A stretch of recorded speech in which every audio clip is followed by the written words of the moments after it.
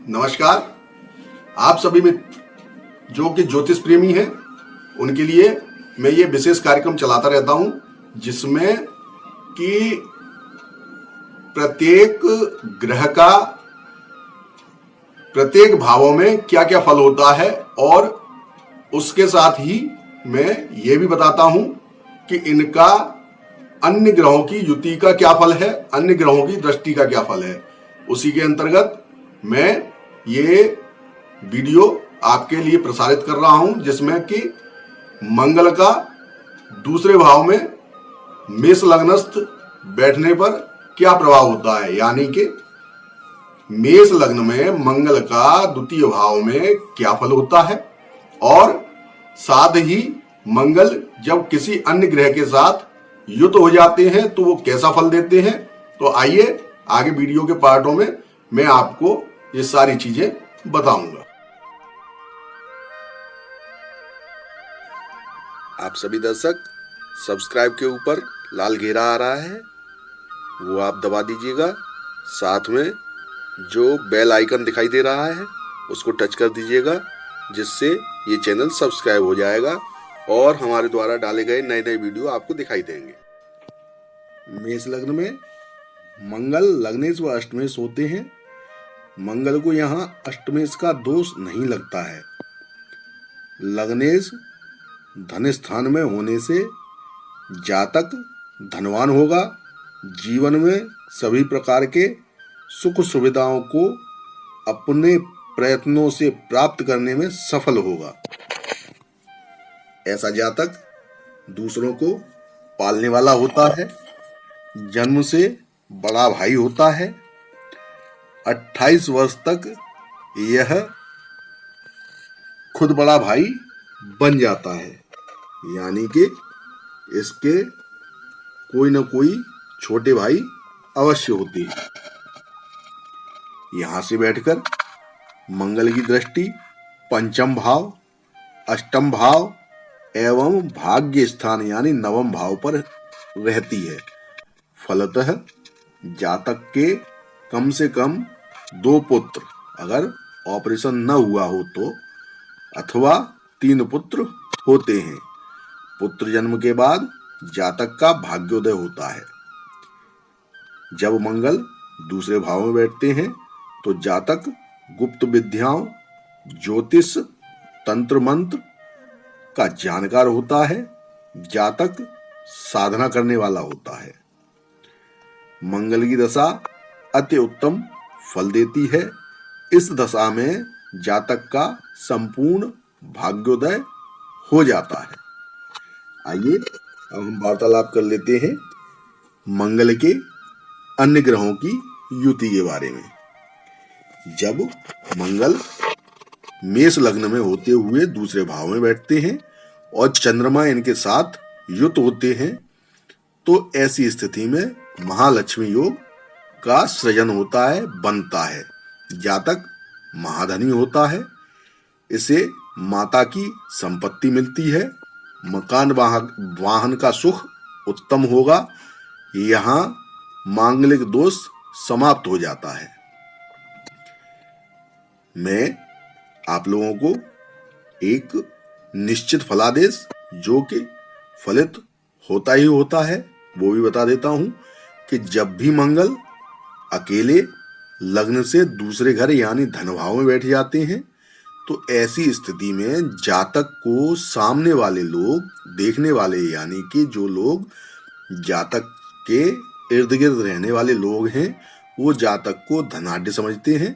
लेकिन जातक बढ़े चढ़े खर्चों के मारे परेशान रहता है और उसके पास कुछ नहीं रहता, यानी कि वो दिखावे का ही धनिक दिखाई देता है। चलिए आइए अब मंगल और सूर्य अगर आपके दूसरे भाव में बैठे हुए हो, आपकी जन्मपत्री मेष लग्न की है, तो इस युति का क्या परिणाम, क्या फल होगा, इसके ऊपर चर्चा कर लेते हैं। यहाँ पर सूर्य पंचमेश है, अतः द्वितीय भाव में यानी धन स्थान में पंचमेश और लग्नेश की युति बोली जाएगी। ऐसे में व्यक्ति को ये योग महाधनी बनाएगा ऐसा व्यक्ति विद्या व हुनर के मामले में आगे बढ़ा हुआ दिखाई देगा। इसी भाव में मंगल के साथ अगर बुध युत हो जाते हैं तो बुध मेष लग्न की कुंडली में तृतीय स्थान और षष्ठम स्थान के स्वामी हैं।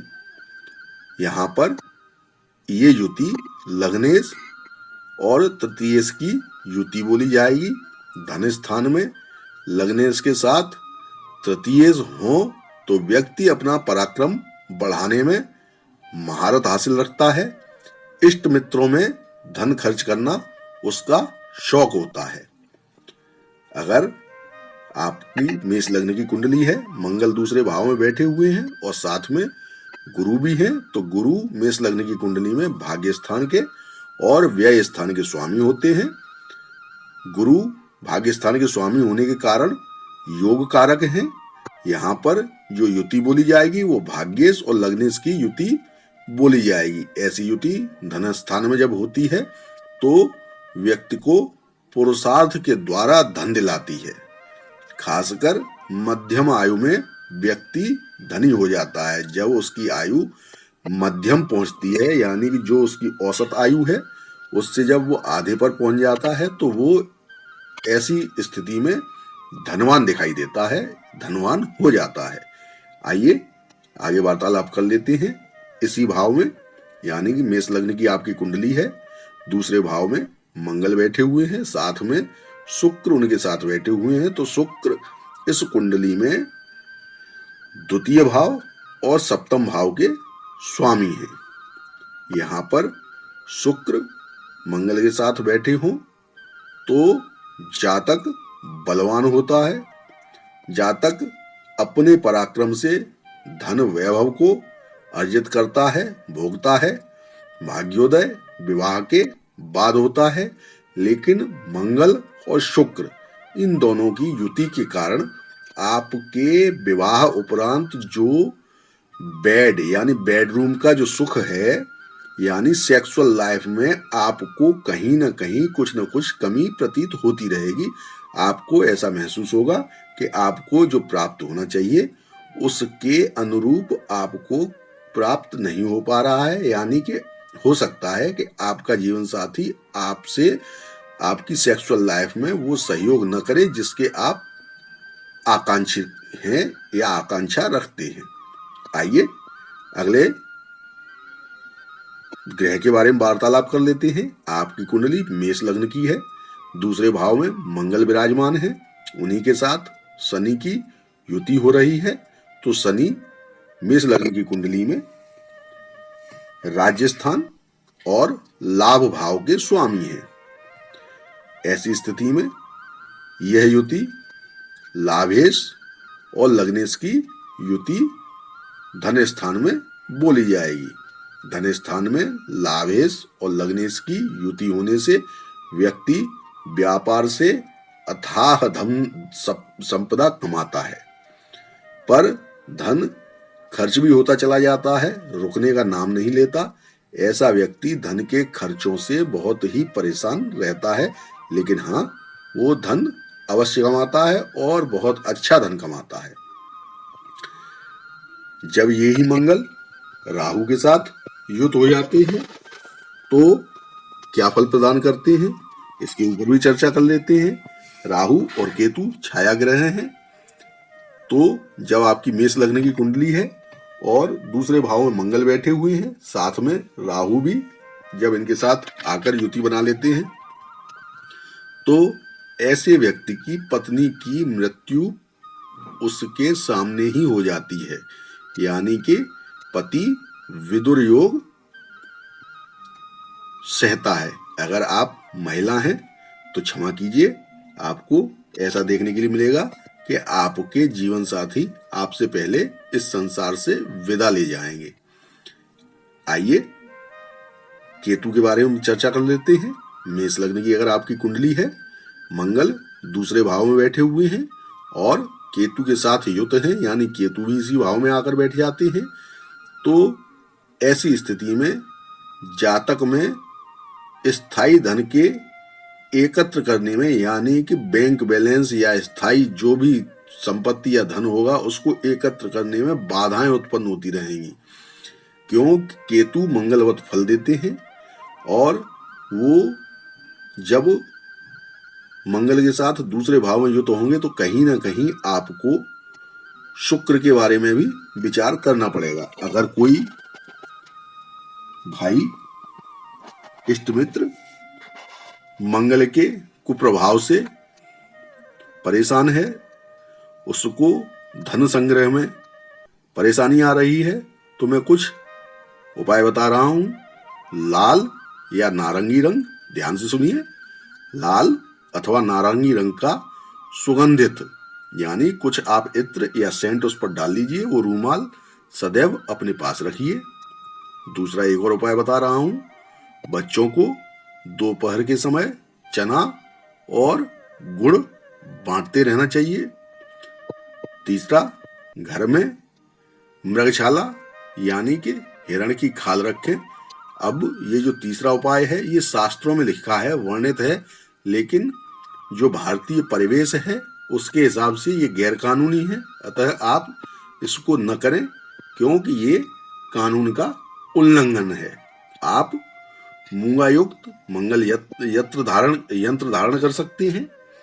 मूंगा की अंगूठी आप धारण कर सकते हैं, 10 रत्ती से ऊपर का मूंगा होना चाहिए, जो कि आप तांबे में अपनी अनामिका उंगली में धारण कर सकते हैं।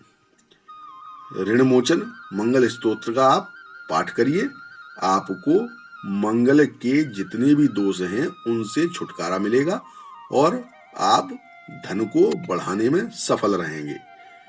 मित्रों, मैंने आपको आज मंगल के दूसरे भाव में बैठने पर और अन्य ग्रहों के साथ युक्त होने पर क्या परिणाम होते हैं इसके बारे में मैंने बता दिया है।